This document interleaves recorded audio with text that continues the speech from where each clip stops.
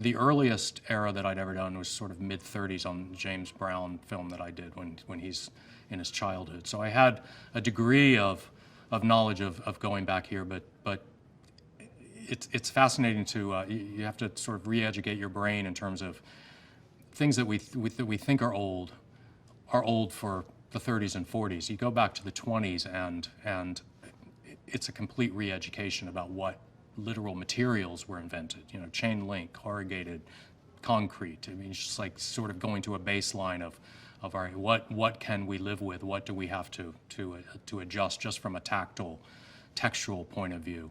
I think diving into the details of what makes Chicago, Chicago, from elevated trains to lampposts to trash cans came when I had the decorating department come on. It was just, it all happened so fast that, you know, I almost feel like this was done with a higher power designing the film. I was just sort of the tool with which, you know, we were able to pull it off. One of the other challenges that we had on this very specific project is that we didn't have a cinematographer for weeks and weeks. I mean, I think that Tobias might have come in 3 weeks before we started shooting. So there was a lot that I was doing by myself, you know, in collaboration with my team and in discussions with George.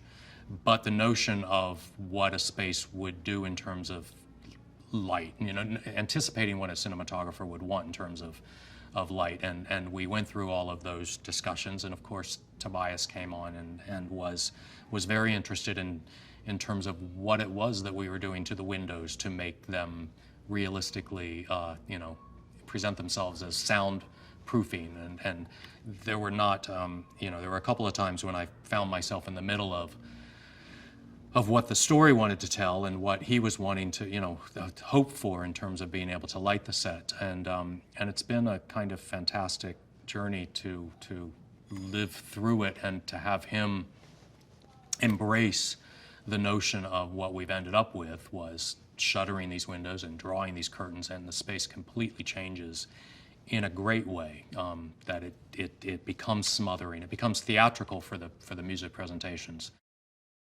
George was pretty adamant for a long period of time that the as scripted windowless basement room would not have a window. And it's funny because Jim, my art director, read the script and he's like, well, it has to have a window. And it's like,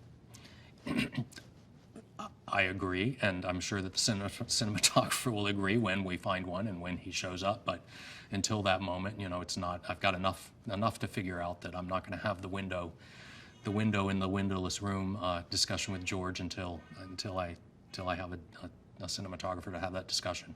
But what we found was that you know, the one window in the room that we have now and there gives a host of opportunity for feeling that the heat and the light that comes into that room.